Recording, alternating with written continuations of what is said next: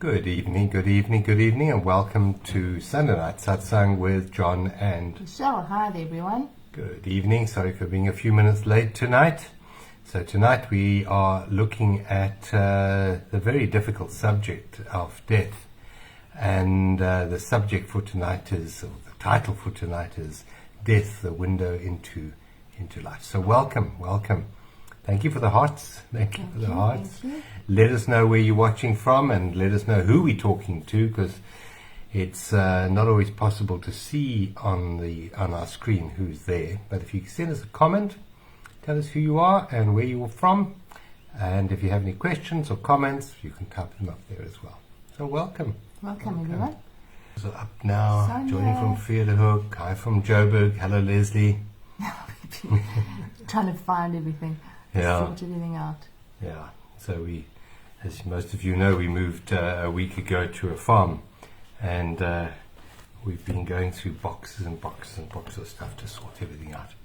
And we've got our affirmation cards for tonight. We found them. We found them. That's Yes, we didn't have them last week for those who noticed. Hello, Taryn. Hello, Taryn. Hi, Taryn. Thank you for the hearts. We love getting the hearts. Thank you.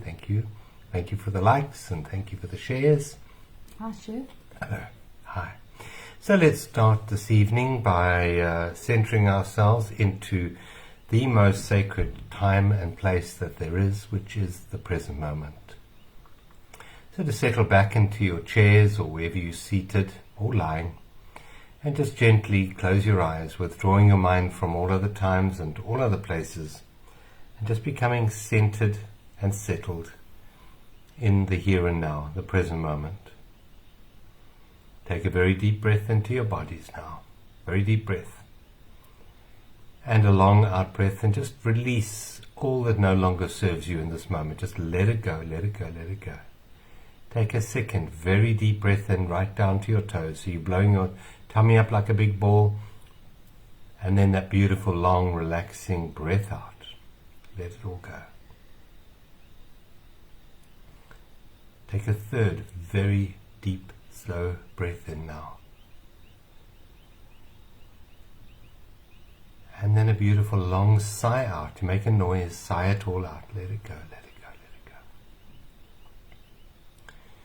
Let's just allow life to breathe us, this incredible intelligence that beats our heart, that digests our food, that enables us to hear and connect with this Satsang tonight, this intelligence we call life. Allow life to breathe you.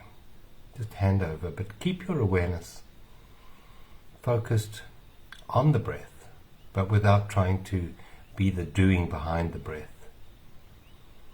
Be the being that's aware of the breath. Become aware of any other sounds you can hear in your surroundings. We've got some beautiful evening insect sounds which we can hear. What can you hear right now? Just become aware of the beating of your own heart. Listen very carefully and see if you can pick that up with your hearing. Every time your heart beats, it pushes a pressure wave through your eardrums, which creates a pulse. You have to be very quiet and still inside to hear that pulse.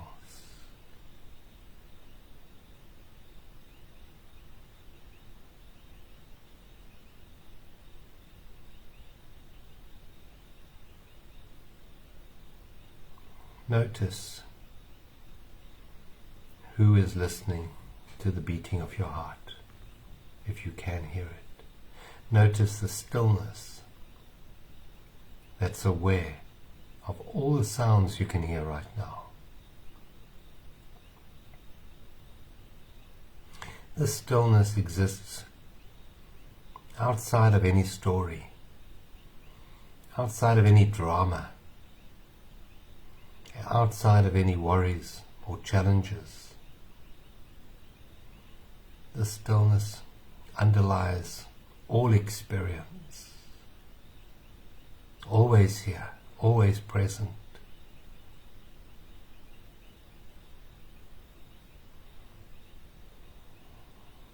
And the name we give to this stillness is life, or the Tao, or being, or God, or presence. These are all labels, they're all signposts, pointing us toward that which can't be labeled.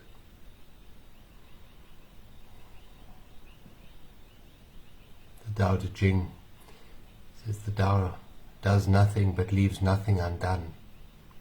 And so it is with life. So it is with being. It transcends time. It transcends positives and negatives, ups and downs. It's the eternal stillness that lives just underneath all the drama, all the hopes, fears, anxieties, regrets, the guilts, the anger. Underneath all of that, just beneath the surface, is this eternal presence, which is the peace beyond human understanding.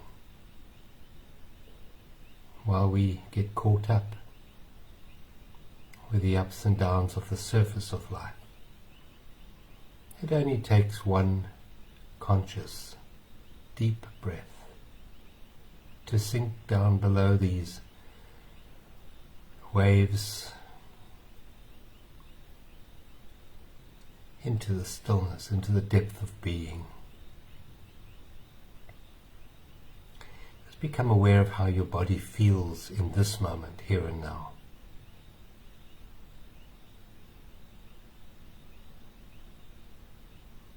Become aware of where your feet are touching right now.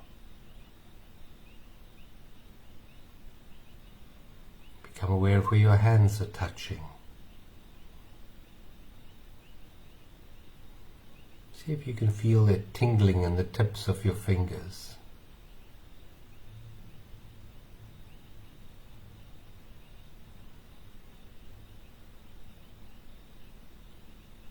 Become aware of the chair that you're sitting on.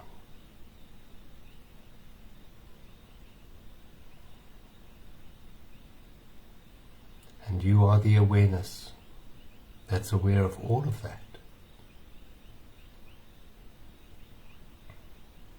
And this awareness is home.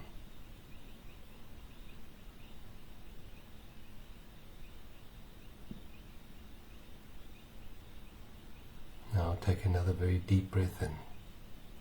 Slow, deep breath. And a beautiful long breath out. And when you're ready, you may gently open your eyes. And as you open your eyes, just see how you feel in this moment. If you feel more peaceful, more connected right now, then you are a positive contribution to the peace on planet Earth. When we get caught up with the drama, we contribute to the drama. When we enter the place of stillness, we become part of the solution for all of mankind. So thank you for being with us tonight and sharing your peace with the world. Thank you. Thanks, everybody. Welcome. Thanks, John. That was nice. Nice and centering. Good. That's good. So, astrology, you've been doing doing it. full moon video today. Yeah, eclipse. And if you haven't watched it yet, please watch Michelle's eclipse and full moon video, which she put together today. And I watched it, and it's really excellent. Thank you. Good. It's very good. It's a bit windy. It is outside. Now, in a nutshell, what's happening? So in a nutshell, we have a lunar eclipse on the 8th. So that's Tuesday. And that is where the Earth gets in the way of the light. That's the sun shining on the moon. So there's a shadow passing over the moon. It can be seen, but not in South Africa because it will happen at lunchtime. So we won't see it here, but you'll see it in various parts of the world wherever it's dark when the eclipse happens. And it's really, all eclipses are kind of full moons and new moons on steroids. it's just a much stronger, more powerful, this full moon. It's amplification. It's an amplification, yeah, and Right. it has longer lasting effects. And the effect of this is really, we're talking about death tonight, because it's quite a strong theme with all the different influences. You've got the Sun, Mercury and Venus all in Scorpio, plus the south node of the moon, which is the karmic axis, and Scorpio is the sign of death, rebirth, regeneration, and then those are that's opposite the moon. So we're talking about what death is, and what is dying and what is being reborn, and just exploring that concept. Yeah, because that's what's coming up. It's yeah. very potent. Well, we just had Halloween, which is the time of the death, isn't it? What's 31st of October is the day of The death. day of death. The day of death, and that's the day your mum passed away many years ago. Indeed. Yeah, She waited a long time until that day. Yeah. They say the veils are thinner or something on that day. On that day between the dimensions, yeah. And I got news that someone I had worked with and been with for many years passed away this morning. So there's a lot of that happening at the moment. Or there's always people coming in and leaving the planet, but there does seem to be an awful lot of people leaving the planet at the moment. They do. It is. But then there's death. There's death every minute of every second of every day.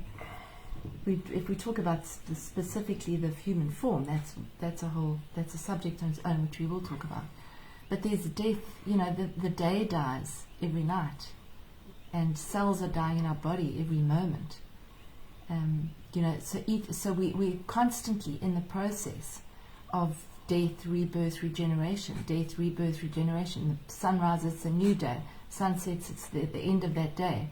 So it's something that we're familiar with, but yet when it comes to the human dynamic, we, especially in the West, we seem to kind of neutralize it and sanitize it and not talk about it. It's something that we don't want to even mention. Yeah. And Buddha said that attachment is the root of all suffering. And it is human to be attached, and whatever we get attached to will go, and with that goingness there will be suffering. And we can lessen that suffering by celebrating each moment in the purity of what each moment is, and the novelty of each moment, and the sacredness of each moment, not trying to cling on to the previous moment for meaning. Rather, see the depth of life in just this moment, the unique form and forms that are around us in this moment. If we celebrate them deeply and appreciate them deeply, then we don't need to hang on to the previous form from the previous moment. Every time we breathe out 10 to the power of 22 atoms. That's 10 with 22 zeros after it. So our body, as Michelle said, is in continual state of dying, of letting go, and rebirth. And so it is with everything around us. I know the world seems so solid around us, and it's an illusion. It's an optical illusion. And it's just a matter of time when everything that we are attached to goes and dissipates, because it's always in a process of dissipation. It's not that it's fixed and then it suddenly dies. Everything is always in this process of transformation. Even, for example, a lot of people we know have, lost pets, and, we get so attached to that particular collection of molecules, and we project onto that a unique identity. But it is life inside that is a true enjoyment. It is the life inside the people that we love more than the outside form. Yes, we can honor their form, but it isn't the form that we love, because we know that, for example, let's talk about pets for a moment.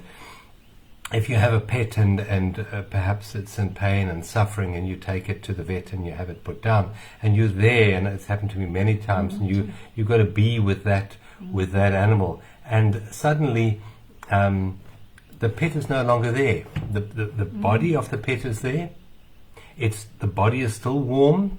The fur is there, but there's something that's not there anymore. And that is the life. That is the life. And the problem with the human mind is that the human mind doesn't see that, doesn't honor that. It honors only the form. And yet we can have a direct experience when you're there and the form is still there, but there's something of immense value that is not there anymore. It's gone. And so the suggestion in this process of transformation that we're all going through at the moment is to start to make that formless essence of life more important to us than the form of life. That formless essence is that which animates the body, animates the chair that we're sitting on. It animates the clouds in the heavens. It animates the cosmos, and it animates all of those that you love. To start to see through the form in each and every moment and celebrate that uniqueness that we call life. So the topic for tonight is death, a window into life. It's actually through seeing death, seeing through the illusion of solidity to that which is transitory, which is eternal underneath that which is transitory. So it is a window to a deeper level of experiencing life in this particular moment here and now. Yeah, because we see ourselves really, as humans, we see ourselves as the basket of this person. So it's generally what we see ourselves is the persona, which is actually, what's it, it's a mask. They used to use it as the person. Yeah, per is through and son is sound, and it's that which you blow sound through. Yeah. So if you only think you're a person, then you're that which blows sound through. Mask. It's the mask, and it used to amplify the voices of, I think it was the Greeks. I think it was the Greeks or the Romans. It was the Romans. Romans, yeah. And so that yeah. was just an amplification of their voice, and that's become, as you said, our whole identity. Yeah, that's become our identity. So if somebody says, "Who are you?" you describe, generally, you describe your gender, your age, what you do for a living, what you've done, whether you're married or unmarried, and the things that would define you as a person. And then that's what we're attached to. And that's actually quite limited, because that's not who we are. That's just, this is a transitory experience, which is to be honored, but not to be held onto, because at some point it's going. That's a given. But what's going to be left, as John said, when someone dies, what's left? The body is left. Where's the life? And the life is what we all share. That's endless, eternal, infinite light. Life, consciousness. The consciousness continues. The body dissolves. The body dies. But the life that animated that body is always here. It's eternal. So most spiritual disciplines, I know Buddhism specifically, they learn, they go through a lot of processes to die before they die. And from my understanding, it's to die to the identification with those roles, those identities, the ego, if you want to call it the ego. It's to realize, to see with real eyes that that's not who you are. So that when the time of death comes, you can actually, your consciousness can slip into the next realm, into the next experience. Yeah. Not as much struggle. And with not so much attachment. It's attachment that holds us back. That's the problem. We've all heard of poltergeists and ghosties wafting around old castles and things like that. And the reason they're wafting around old castles is because they're so attached to the castle. They built this massive, beautiful castle, and they can't leave. They can't leave. Because don't think that when you die that you automatically lose all your attachments. You don't. We take the mind with us. If we attach to the mind, we take the mind with us. Only when we're not attached to the mind do we not take the mind with us. And so it is, as Michelle said, to die before we die. And that is the opportunity that death gives us. In that when someone around us, as I say, if it's a human or even if it's a pet, the passing of that is an opportunity. It's a window for us to see deeper than form, to see deeper into what we call as life, as presence, to see that essence. And it's to practice it before the form finally dissolves, in our own form and in those around us. So, for example, if you're sitting, for example, you're sitting maybe on your stoop, if you have a stoop, or sitting in the garden, and let's say you do have a pet with you that you really love, or you've got a partner with you that you really love. And yes, we have a preferential attachment to the pet or to the partner. But in that moment, just practice stepping back from the form. Feel the love that you feel for that particular collection of molecules and for that collection of personality that's contained or animates that particular form. But then bring your attention away from that form and look at a tree, look at a leaf, look at a butterfly, and feel the same essence of life in that other form. Because then what happens if you practice that is gradually you start to see through the veil of an individuated person, and you start to see that which is eternally present. And that's eternally present whether this form comes and that form goes. It's eternally present in each and every moment. And talking on one of our other groups the other night, someone very sadly lost her younger sister. And it was just the observation when I lost my mother many years ago. The observation was that it was rather like walking along a razor blade of presence. So you can think of this sharp edge being the present moment where everything is fine. And then you slip off into this side or that side. You slip off into history. You look at photos, for example. Photos are dead. There's no life in a photograph. And suddenly this immense pain comes up. And you have to drag yourself back onto this razor edge of presence. And in presence, there's always peace. Because the present moment is life. There's always life in its fullness in the present moment. Yes, we miss that person or we miss that pet. But in the present moment, we can connect directly with that energy that animated that body, because that energy that animated their body isn't in a photograph, it's in the present moment, because life is energy. And you can't create energy nor destroy energy. It merely changes form. So the eternal life, the eternal energy that animates all forms is always present in this here and now. And what we do is we go into neurological pathways in our brain called memories, and we remove ourselves from the life that's here in this present moment. And when we do that, we suffer. The more present we are, the more at peace we are. The more present we are, the less we suffer. The more present we are, the less attachments we have.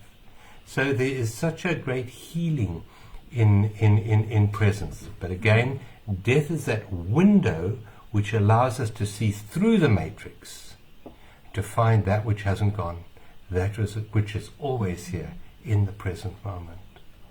Yeah, and that's what this portal, that's what this eclipse window between the solar eclipse and the lunar eclipse, it is like it's a window, it's a portal, and what it's showing us that. So it's showing us where we are attached, where we have fears, because what is suffering? Suffering is separation. So it's the illusion that I am separate from you and that we are separate from each other. It's the illusion of that, and that we are separate entities. So if you die, then this entity is going to be left behind. It's that illusion. That's where the suffering comes from. So as John said, when you practice that, when you're looking at somebody that you really love, and you're looking at a plant, and you're looking at a flower, and you're looking at a rock, they're all infused with the same life force. So when you practice that, you practicing letting go of that separation, and that's what this eclipse window is. It's showing us that. It's showing us where our attachments are. Because what we do is we get attached to the basket. And we think we are the basket. And so, woe betide you touch my basket. Because what's going to happen to me then? Because I am the basket. But you're not the basket. You're what's inside the basket. You're the space, actually, that holds the basket. You're not even inside the basket. So, So you're not. It's the illusion that we're separate from each other. It's the illusion that we are limited by our roles and by our identification with those roles. And it's what we're seeing now is it's pointing out to us what we are attached to, what we're still scared of, where our insecurities come from. Our insecurities from past, they usually are, and how they're influencing our choices that we're making now. And so when we actually start to see that those insecurities are not real because the basket's not real, then we're actually free. But until we see that, we can't be free because we're confined by the basket. By the illusion. Yeah, by the illusion. Yeah. And one of the biggest illusions that we have been sold and that we have bought into is that you have a life. And that life can be taken away from you. Not only you, but all of those around you. Yeah. Your loved ones have a life, and that life can be taken from them. Now that is complete illusion. You see, in truth, you don't have a life. You are life. And it's the misperception of who we are that creates all the pain and the suffering that we have. As Michelle said, we have a perception, and it's a very, Albert Einstein says, it's a very persistent illusion of separation. And in fact, life is singular. There's only one life, animating Michelle's body, animating my body, animating your body. Yes, from a perception point of view, I'm one portal of consciousness, and Michelle's a different portal of consciousness. But the consciousness behind that is singular. It's the same way as if I had finger puppets. And I had 5 puppets on my fingers. Well, 4 fingers and 1 thumb. And they all interacting and playing different roles with each other. But if I were to withdraw my hand from the puppets, they would all fall over, but the hand would still be there. And it's one hand. It's one hand, if you can think of that, one hand of life, animating myriad of forms of life, but one life. And it's a perception that this puppet is real and that this puppet is separate to that puppet. Yes, it is on the surface level. Like one wave is separate from another wave. But when you sink into the ocean, you find there's only one ocean. And it's that one ocean that is waving. And the waves have no reality outside of the ocean. Those puppets have no reality outside of the animating force within them. And when we start to see through that window, and death provides that opportunity to see what hasn't gone, what is eternally present here and now. And you know, we go through times in human history, times of expansion and times of contraction. An awful lot of people have been so concerned about overpopulation, which, if you look at the amount of land we have on Earth and the amount of people we have, there isn't any overpopulation from my perspective. We've got a vast amount of land. It's a maldistribution of resources that's creating the problem. But we have gone through an incredible expansion in the number of humans on Earth. But no expansion carries on forever. There's always an expansion and then a contraction. Now, when things are expanding, think of it for example, in your career. When your career is expanding, it's so easy to get caught up in the identity of I am what I do. I am my achievements. And it's so lovely because it's all expanding. The problem is that everything expands and it contracts. So, for example, in spring you have an expansion of life, and then you come to autumn and life starts dying back, and you need the expansion to be followed by the dying back. And it's the same with the human population. Now, we know that that we have two very powerful figures on earth at the moment, one called Bill Gates and another one called Elon Musk. Now, Bill Gates' view is that we have, the biggest problem facing mankind is too many people, he says, overpopulation. And then Elon Musk is saying, well, the biggest problem facing mankind is actually population collapse. He said, we've got a real problem coming by 2030, population collapse. Now, what is population collapse? That's a shrinking of the world population. Unfortunately, a shrinking means that people, personalities, forms have to leave this planet. And they will, and they are. Our death rates are way up at the moment this year compared to last year. And so we will all be touched, I feel, if you haven't been touched already, we'll all be touched by the dissolution of the life form around us.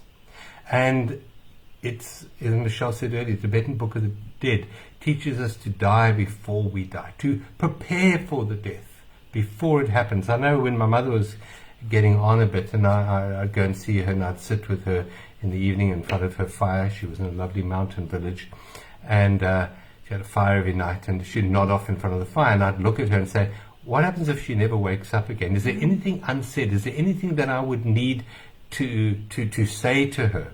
And then when she woke up from her little nap in front of the fire, if there was something, we could talk about it, but there generally wasn't.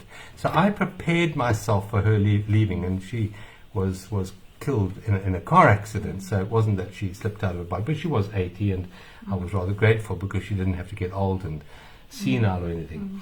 But it's to practice the surrendering before you're forced to face that eventuality. And each and every moment's the time to do it. As Michelle said earlier on, each moment there's a birth, and each moment there's a death. Each moment when you breathe in, there's a new breath, and the out breath is the dying. It's the death. It's the death of that breath. But as you breathe out, there's no fear, because the next breath is given to us. The next stage in our evolution, in our experience, is always given to us. And the death always makes way for the rebirth. Yeah, but we don't generally celebrate the contraction. No. We celebrate the expansion. Yeah. We celebrate youth. We celebrate growth. Yeah. We celebrate the flower in full bloom. We generally do not celebrate the shriveling of the leaves, or the dropping off of the flower, or the getting older of people. We see it as a bad thing in some way, or shame, that person's getting old, or shame. There's a pity. It's as if it's wrong. And if you really look at it, it's not wrong. It's a necessity. It has to happen in order for life to happen. As John said, it's the window to life. In order for new life to happen, there has to be the death. There has to be the expansion and the contraction. You can't have the one without the other. But we fear it because we're attached to the expansion. We're attached to the basket of who we are. So we are scared. I mentioned this in my video. We're scared of the void, actually, because the void is the nothingness, the no-thingness, which is there where you lose your sense of identity. That's dying before you die. You don't lose it, but you realize that it's not who you are. It's not the truth of who you are. So you don't attach to it. You release it, you release it, you release it. As John said, in each moment, you see this moment as this could be our last moment. Imagine if we lived our lives like that, with every single moment saying, this could be the last time I see this form, this person, this dog, this cat, this tree. How would our lives change if we lived like that? Because that's living consciously. That's dying before you die, because you're seeing that it's just like that. The form changes. and there's a death, but then there's a life that continues. So we're scared of the void. We avoid the void. We avoid the emptiness, and it's the emptiness that's actually the only real thing. Now you mentioned there that if we just created a map of reality, that this is the last time I'm ever going to experience this particular set of circumstances. Yeah. And that would possibly, for the mind, be absolutely terrifying, because the mind lives as if the horizontal plane of time is solid and dependable, and it isn't. Yeah. The vertical plane, the depth, the presence is the only thing that you can depend upon. And so in that scenario, the mind would go completely insane. Yeah. It would go out of itself. Yeah. But in that moment, there's the opportunity to see through that illusion of time, of permanence in that which isn't impermanent. I mean, that's what Buddha said. He said it's looking for permanence in the impermanent, which we all do, which with the human nature does. And that's where suffering comes from. But as you start to celebrate each moment for its sacredness, for its uniqueness in the forms that are appearing in the present moment, because in truth, there are not lots of present moments. There's only one moment, it's the eternal moment, and everything passes into and out of the eternal present moment. Everything is born and dies through the present moment. The present moment doesn't change, but what occurs inside the present moment changes continually, always. And people often equate life as being the opposite to death. Life is the eternal basket, a basket of awareness that holds everything and it never goes anywhere. The opposite to death is not life. Life has no opposite. It's eternally present. It can't go anywhere because it was never born. So the opposite to death is birth. You can't have birth without death, and you can't have death without birth. But life is eternally present. It's always here, and it's who we are. When we let go of all the stuff that we put into our basket, when we take out all the achievements, all the identities, all the regrets, and we're left with a beautiful empty space, which the mind absolutely wants to fill abhors. something. Empty space. Fill the empty space. That eternal space is beautiful. That emptiness is beautiful and sacred. It's And love. eternally present. And it's the recognition of that, which is love. It's a recognition of that emptiness. And we all want love, but we're looking for it in the wrong place. Yeah, we're looking for it We're in looking form. at it for it in form, and it's not in the form. And Yeah. it's the formless that we avoid, and that's Yeah. where it is. In the void. So we Yeah. avoid the very thing that we so want because we're so scared of it. The person is so scared of it. Yeah. And if you allow yourself to just be that, to just be with what's happening, to be in the unknown, to flow as opposed to control, to allow something to unfold without knowing. But we want to know, we want to control, we want surety and safety and security. And there is nothing that's safe in the world of form. There is nothing that's secure in the world of form. That is a complete illusion. Because everything that's in form is going to eventually dissolve sometime. But what about life insurance? That might last forever. I remember when I was young, I had a very good a life insurance salesman. He used to sell me all this life cover, as if you can insure we all life. took those ones. Yeah, they're death insurance, they're not life insurance. Yeah. There is nothing in the world of form that is eternal. Nothing at all. It's complete illusion. And I know the mind wants to believe that it will never leave. It is leaving moment to moment to moment to moment. When you, for example, if you have children, you drop your kids at school, by the time you pick them up in the afternoon, they're not the little people you dropped off in the morning. First of all, because of their breath, every time they breathe out, they lose 10 to the power of 22 million atoms of who they are. And every time they breathe in 10 to the power of 22. And that's a vast amount of molecules. So by the time you pick them up in the afternoon, their body has actually changed a huge amount. But not only that, Their mind has changed. Their personality has changed. Yes, maybe a small amount. You still recognize them, thank God. But there is, in fact, a continual process of transformation. Everything in the world of form is in a continual flow of transformation. And it's not to try and damn that flow or hold on to that, because that's where the suffering comes from. It's to celebrate the flow. We celebrate birth. Let's celebrate death. Let's celebrate both of them equally, not one more than the other. Let's celebrate both of them. Not see it as a terrible thing. Not see it as a terrible, terrible thing. Yes, it's sad for the person. For the person who's lost somebody, it's sad and needs to be grieved. That's absolutely. You need to grieve the loss of somebody or something that you valued and loved. Absolutely, you need to. But the reality is that it's not to be seen as wrong. It's not wrong when someone dies or anything dies, because everything's dying all the time. There's cells dying as we speak all the time. And I mean, if you had to see the human body, if you had to go sort of in with a microscope and in, you would see that this is not real. This is not solid.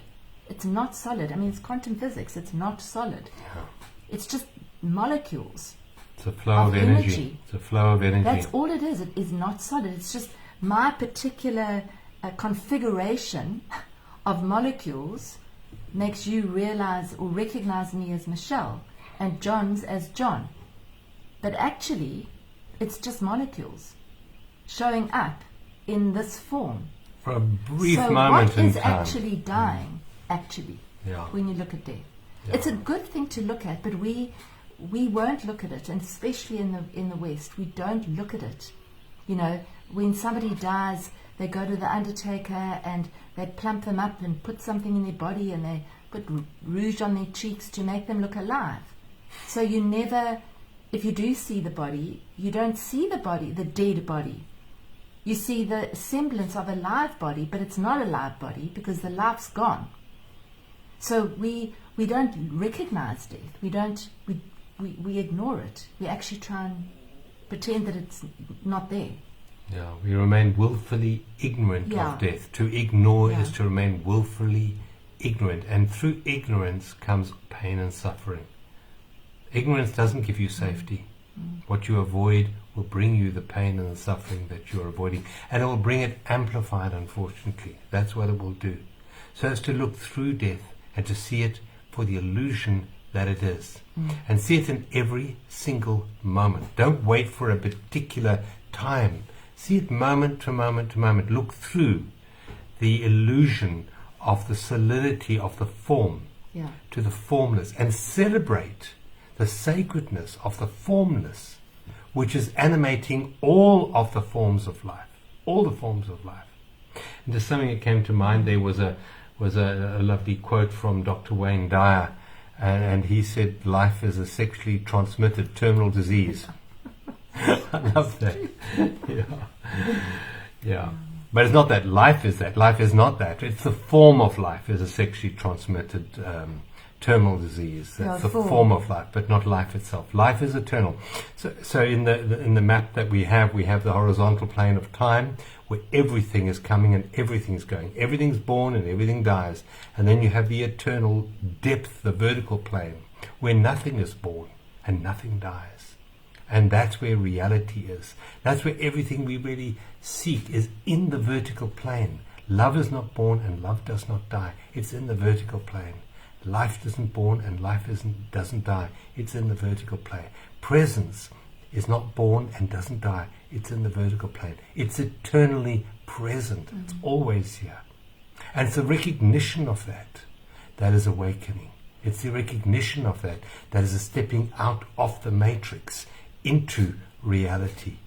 And that is our destiny. That is our destiny. And yes, the mind remains very, very attached to the form.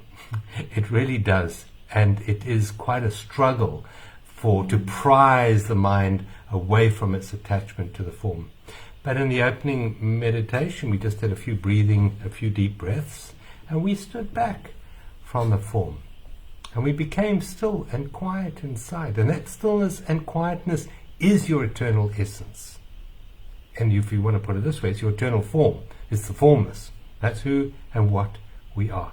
To practice that before death taps you on the shoulder. To practice that in each and every moment. Otherwise, we suffer immensely. With the inevitability of the going of everything that arises, because it is inevitable. And I think it's to celebrate each and every moment for its uniqueness in its appearance, but without a story. No story I mean, at it's all. miraculous, each and every moment. It's miraculous that we're sitting here talking to you as these forms. It's all miraculous. It is. And it is to be celebrated, 100%. Yeah. But it's not going to last, because this moment's already gone. Yeah. So that's never going to be repeated again. You can't catch it and bottle it and hold on to it. It's gone. The form of every moment is And then there's going to be transitory. another moment. So if we live like that this could be our last moment. Yeah. We Yeah. might never do this again. We might never sit outside and watch the sunrise or watch the sunset. We will live our lives fully.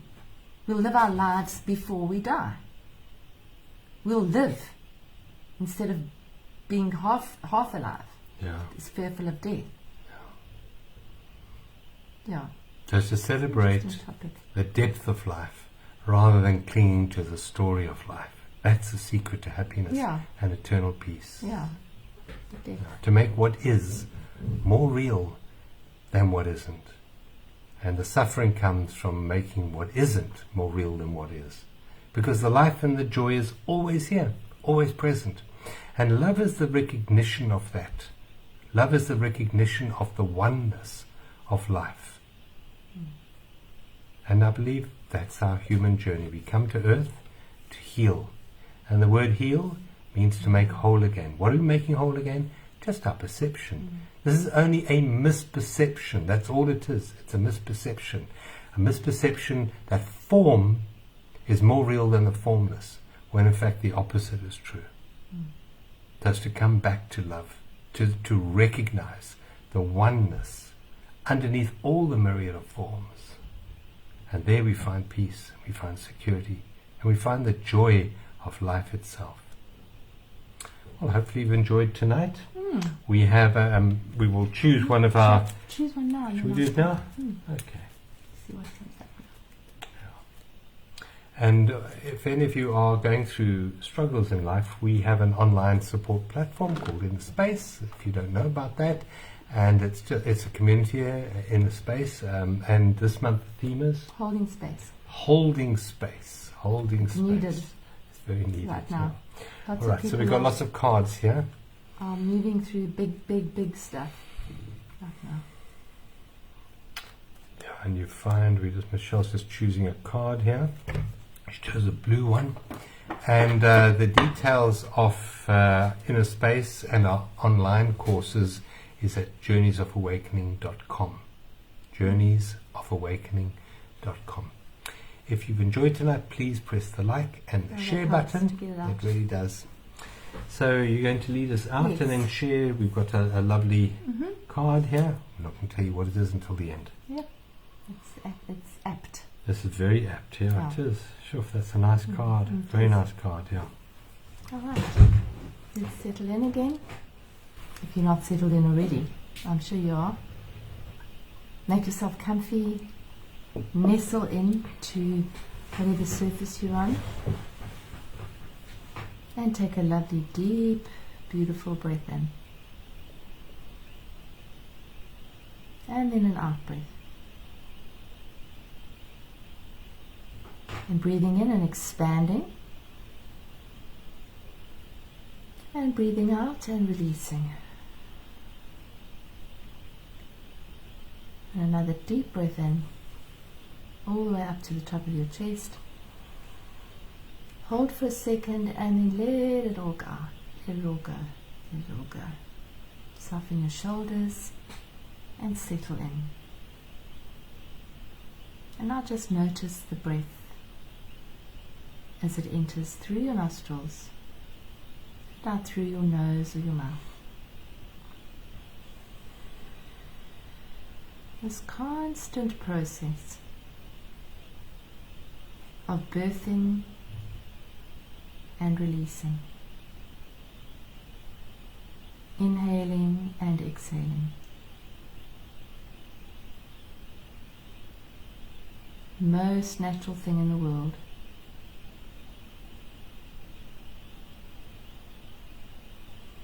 And each time you exhale, you're releasing.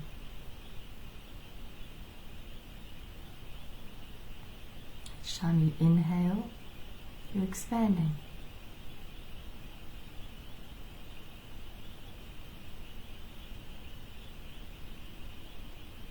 And just allow your breath to center you into this present moment.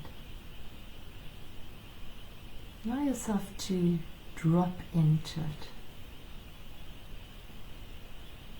as if you were a light feather being dropped very gently onto a very still pond.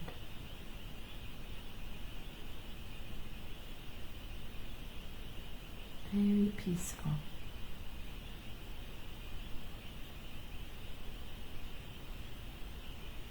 Just feel the peace as it permeates your being.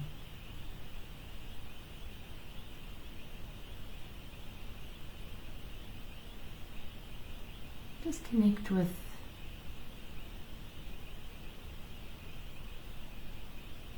the question. If I didn't have a name, who would I be?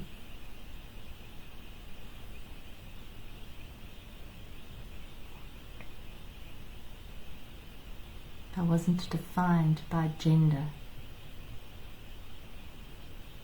who would I be?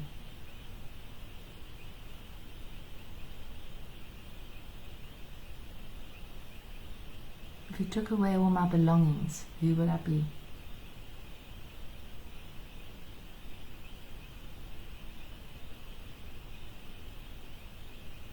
If you took away all my abilities out there in the world, who would I be? What would be left if you took everything out the basket? And then what would be left if you took the basket away?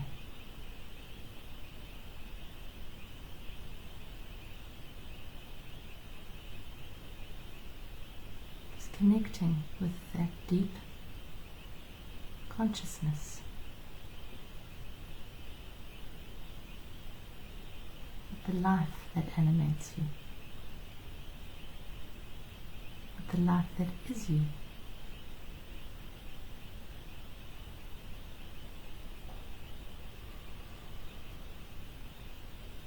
And in this place and in this space, there is no clinging. There is no insecurity.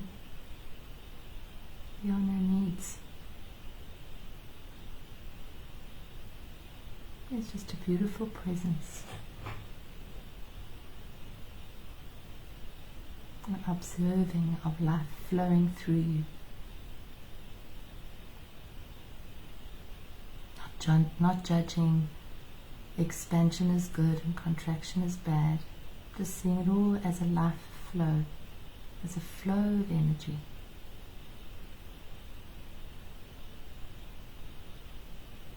And just allow yourself to settle even deeper into this place of presence, peace, love.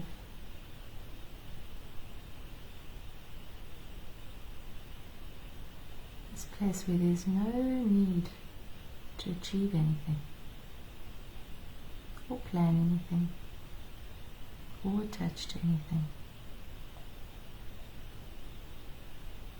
Just right here, right now.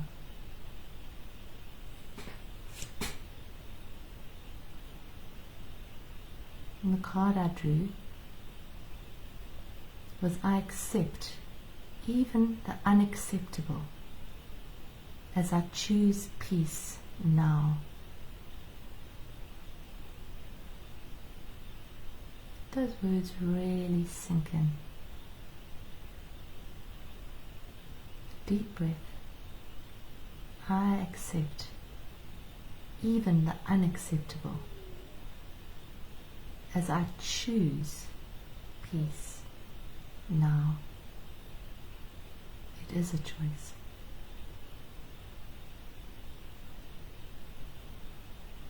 And just allowing that peace, the river, the very quiet river of peace, to flow through you.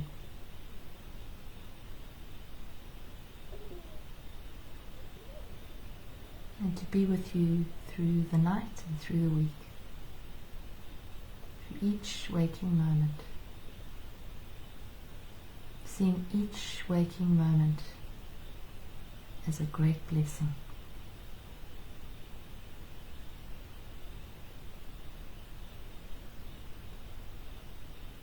Take a deep breath in and a releasing breath out.